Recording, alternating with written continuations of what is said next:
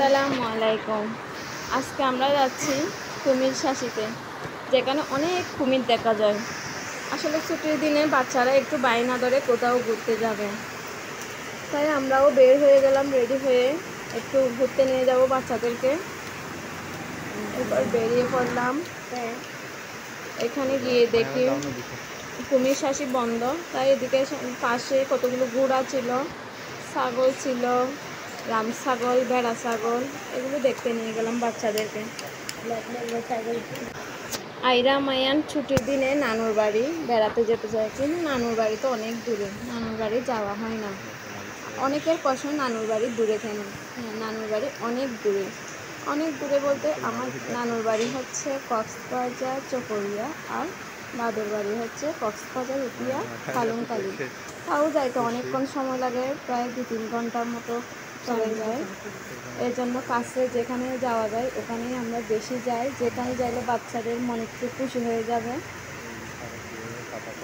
কীভাবে দূরে নানুর বাড়ি হলো তা অনেকেই জানতে চায়। দূরে হচ্ছে ওইদিকে আমাদের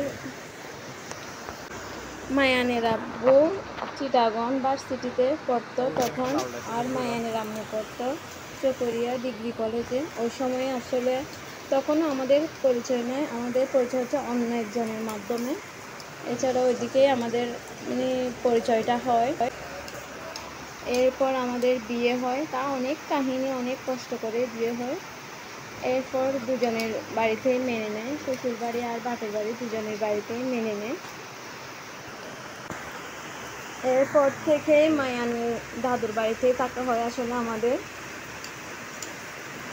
এই জন্য মায়ানের নানুর বাড়ি দূরে হয়ে পড়লো।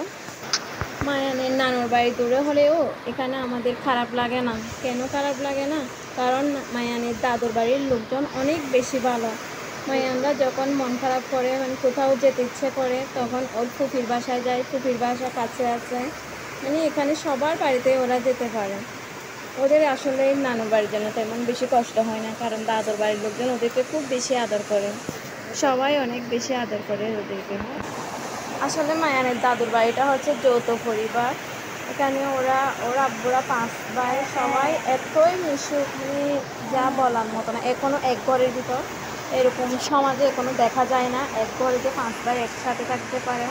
আসলে তাই খুব বেশি ভালো লাগে এই বাড়িতে আসতে পেরে। আসলে আমিও নিজেকে অনেক ধন্য মনে করি। না, হাঁটতে হাঁটতে আসলে ক্লান্ত হয়ে পড়লাম, তাই মা ছেলে 3জনই যাচ্ছি। একটু গাছের উপর বসবো, কোথাও বসার জায়গা পাচ্ছি না।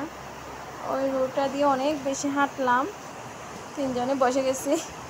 ময়লা টয়লা দেখলাম না, বসেই গেছি।